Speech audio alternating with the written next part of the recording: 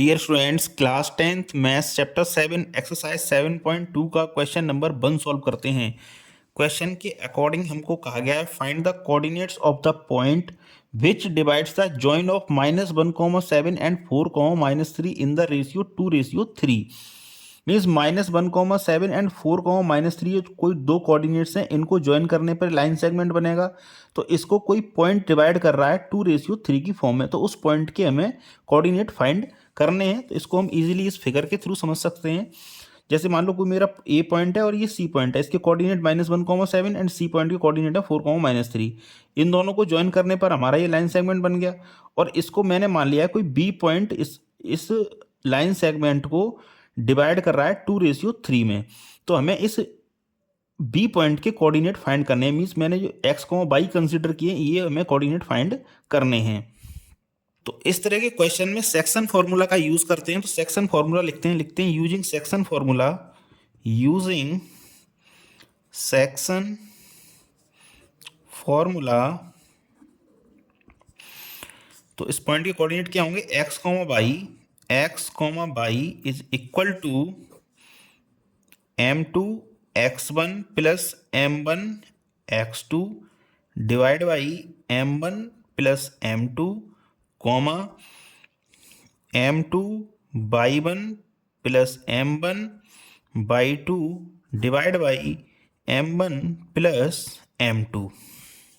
ये फॉर्मूला देखने में टफ लगता है बहुत इजी। कैसे? जैसे अगर हमें 2 लेना है तो 2 के साथ 1 लेंगे, और 1 लेना है तो 1 के साथ 2 लेंगे। दोनों को सेम नहीं लेते, जैसे 2 और 2 नहीं लेंगे और 1 नहीं लेते। तो m का हमने 2 लिया है तो x का 1 लेंगे। सिमिलरली m का हमने 1 लिया है तो x का 2 लेंगे। कॉमा की साइड में क्या कर देते हैं, जो y वाला कोऑर्डिनेट होता है उसके लिए x1 था वहाँ y1 लिख देंगे और x2 है उसकी जगह y2 लिख देंगे। अब ये m1 m2 क्या होते हैं, तो m1 m2 होते हैं हमारे जो रेशियो जो क्वेश्चन में हमें गिवन है यहाँ पर। तो m1 हो जाएगा हमारे लिए 2 और m2 हो जाएगा हमारे लिए 3। अब इन्हीं सब वैल्यूज़ को हम यहाँ पे पुट कर देते हैं। तो ये जो -1,7 है ये हमारे लिए हो जाएंगे x1, y1 एंड जो सी पॉइंट के कोऑर्डिनेट है 4,-3 हो जाएंगे हमारे लिए x2, y2।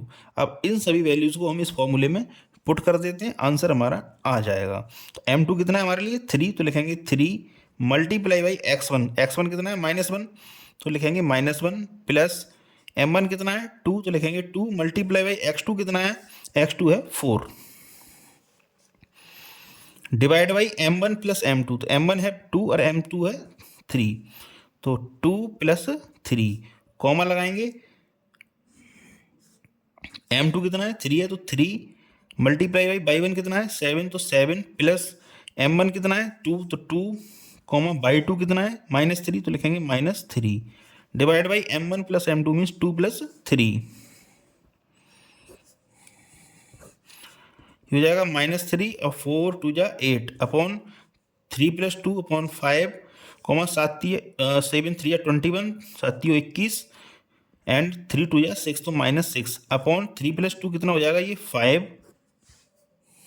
तो -3 प्लस 8 इसको सॉल्व करने पे आ जाएगा ये 5, तो लिखेंगे 5 और डिवाइड में है 5 21 - 6 ये हो जाएगा हमारा 15 डिवाइड बाई 5। तो 5 बन जाए 5 एंड 5 3 जा 15। तो हमारी जो कोऑर्डिनेट आए वो आए 1,3। तो इसका मतलब ये हुआ जो हमारा ये कोऑर्डिनेट 1,3 है ना, ये इस AC जो लाइन सेगमेंट है इसको 2:3 की फॉर्म में डिवाइड कर रहा है। तो thank you very much for watching. Question number 1 था जिसको हमने सॉल्व कर दिया है। Thank you very much. Again आपसे रिक्वेस्ट है चैनल को सब्सक्राइब जरूर कर लें।